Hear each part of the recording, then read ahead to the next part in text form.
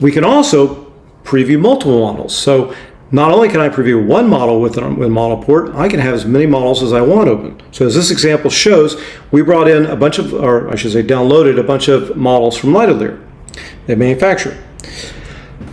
We then imported a number of these just to kind of show you, that once you've brought them into our model port, you can bring those in and navigate through those, kind of review them, etc.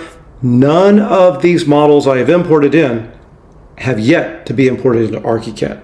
Until I click the Create button there at the very upper left, it does not actually import that into Archicad, so it doesn't do the processing. That saves you a lot of time. Plus, the processing is a lot faster in Modelport than it is in Archicad in terms of that time as well.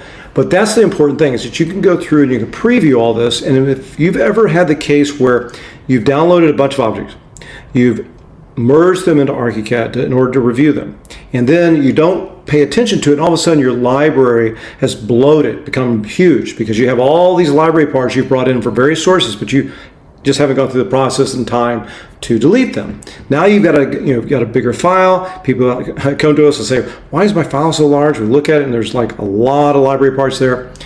This is another thing that it really saves you with.